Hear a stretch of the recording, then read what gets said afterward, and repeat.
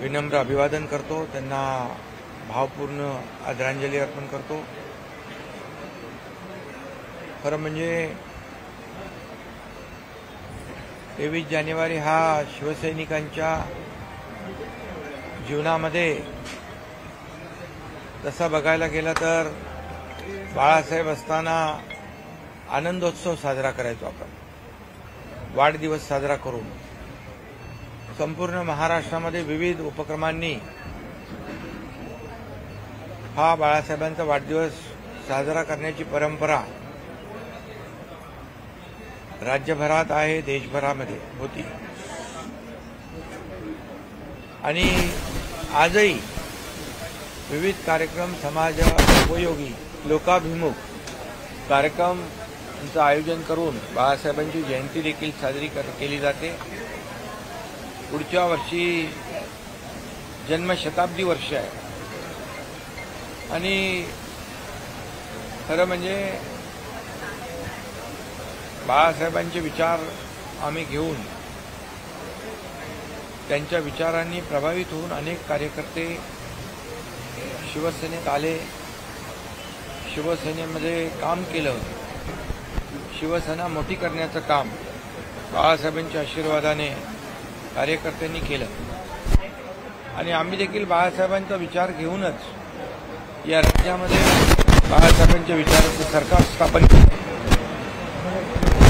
आणि आपल्या सगळ्यांना माहिती आहे, आपण सगळे साक्षीदार आहात, महाराष्ट्रातली जनता साक्षीदार आहे की सत्तेच्या 2.5 वर्षामध्ये महायुतीच्या कारकिर्दीमध्ये बाळासाहेबांना अपेक्षित असलेलं 80% समाजकारण आणि 20% राजकारण आम्ही केलं। सर्वसामान्य माणसाला न्याय मिळाला पाहिजे,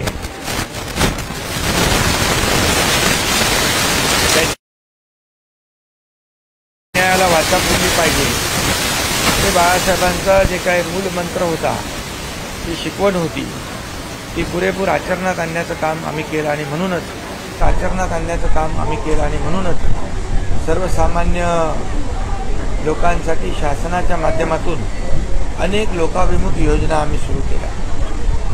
बाळासाहेबांचा विचार विकास आणि सर्वसामान्य माणसाला न्याय आणि म्हणून आपण पाहतो की गेल्या 2.5 वर्षात या राज्याचा विकासही झाला, विकासाचे प्रकल्प पुढे गेले, त्याचबरोबर लोकाभिमुख कल्याणकारी योजना देखील आम्ही आणल्या आणि या सर्व योजनांचा फायदा अगदी आमच्या लाडक्या बहिणींपासून, भावांपासून, शेतकऱ्यांपासून, तरुणांपासून, ज्येष्ठांपासून सगळ्यांना झालं आणि एक बाळासाहेबांचं जे स्वप्न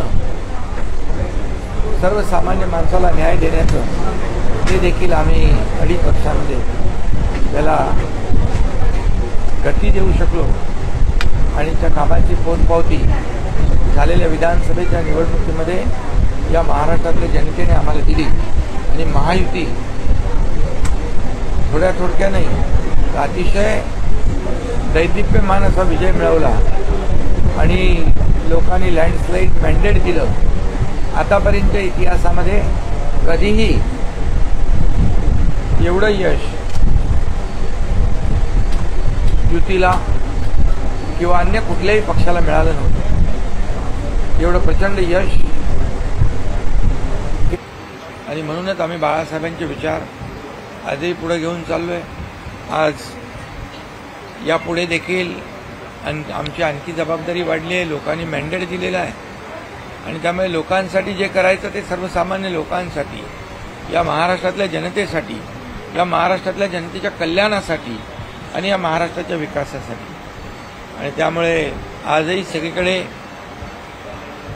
महाराष्ट्रभर, देशभर जिथं जिथं शिवसैनिक आहे तिथं बाळासाहेबांच्या जयंतीचा कार्यक्रम आयोजित केला जातो। आज मुंबईत देखील बाळासाहेबांच्या जयंतीचं औचित्य साधून शिवोत्सव देखील आयोजित आमच्या कार्यकर्त्यांनी केला आहे। त्यामुळे मी पुन्हा एकदा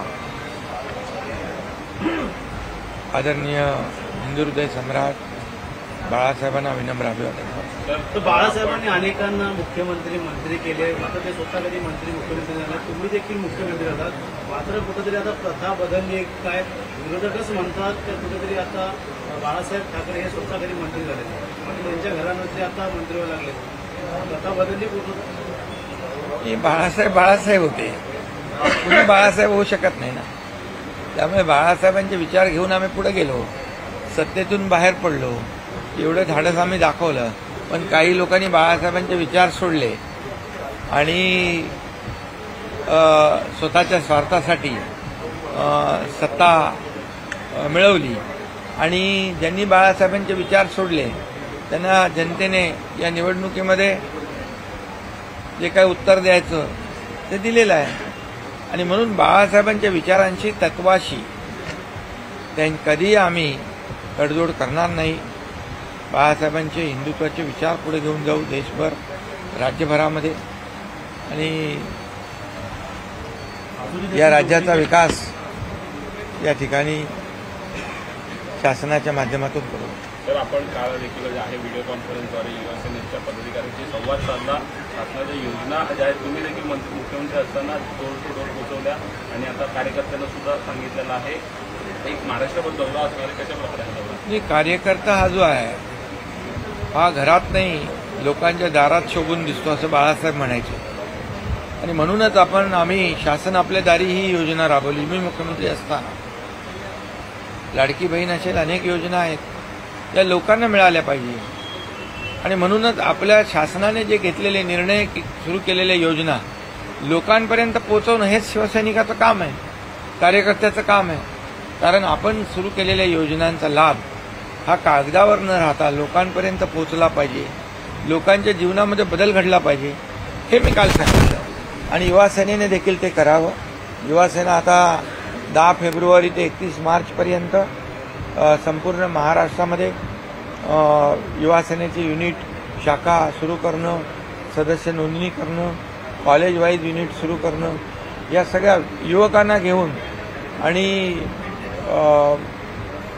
कॉलेजमधल्या विद्यार्थी असतील, शाळांचे प्रश्न असतील, कॉलेजचे प्रश्न असतील, हे सगळं घेऊन या ठिकाणी काम करतायत. आणि नक्कीच महाराष्ट्रामध्ये शिवसेना मोठी होते. इतर पक्षातले लोक आपल्या विचारधारेला मानून शिवसेनेमध्ये येतात, आपण पाहतोय. तुम्ही रोज येता इथं, एवढा प्रचंड शिवसेनेमध्ये दाखल होण्याचा ओघ लागलेला आहे. याचं कारण एवढंच की आम्ही शिवसेना प्रमुखांचे, बाळासाहेबांचे विचार, त्या विचारांच्यावर पुढे नेण्याचं काम करतोय. आनंद दिघे साहेबांची शिकवण जी आहे सर्वसामान्य माणसाला न्याय देण्याची, ते आम्ही पुढे नेतोय. आणि म्हणूनच हे सर्वसामान्यांचं सरकार आहे आणि दिलेले शब्द या ठिकाणी पाळणारे शिवसेनेमध्ये लोक आहे, शिवसेना आहे. आणि म्हणूनच या ठिकाणी शिवसेना राज्यात तर वाढते, परंतु देशभरातून शिवसेनेला आग्रही मागणी आहे की शिवसेनेच्या शाखा सुरू झाल्या पाहिजे, शिवसेना तिकडे सुरू केली पाहिजे. इतर राज्यातले लोक पण जे यापूर्वी उभाटामध्ये राज्याचे प्रमुख, ते सर्व लोक बऱ्याच म्हणजे बहुतेक राज्यामध्ये शिवसेना बाळासाहेबांची विचारांची आता सुरू झालेली आहे. सरकार आभार दौरा असणार आहे, मात्र अजून विरोधक मंडळांचा आभार विरोधी पक्ष त्यांना, अरे बाबा, विरोधी पक्षाला दुसरं काय कामधंदा आहे का? आता त्यांना जनतेने त्यांना जागा दाखवलेली आहे. या निवडणुकीमध्ये नकली आणि असली कोण आहे हे लोकांनी दाखवलंय. 80 जागा आम्ही लढवल्या आणि 60 जागा आम्ही जिंकलो. लोकसभेच्या 7 खासदार आमदार लोकसभा जिंकलो.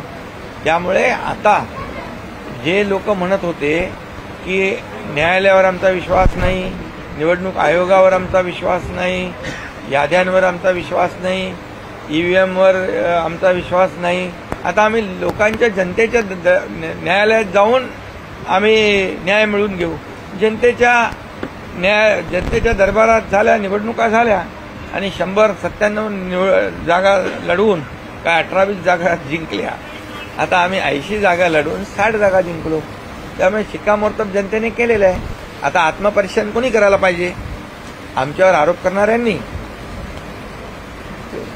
आत्मचिंतन केलं पाहिजे. आणि म्हणून जेव्हापासून आमचं सरकार स्थापन झालं तेव्हापासून हे आरोप सुरू आहे। एकही दिवस गेला का या एकनाथ शिंदेवर आरोप झाला नाही म्हणून? एकही दिवस सोडला का? पण मी आरोप केला नाही, मी काम केलं आणि म्हणून जनतेने त्यांना त्याचं उत्तर दिलं, त्यांना त्यांची जागा दाखवली। हे असेच बोलत राहिले, असेच आरोप करत राहिले, असेच शिव्याशाप दिले तर या जनतेला हे आवडत नाहीये। हे 20च्या वरचा पुढचा शून्य निघून जाईल।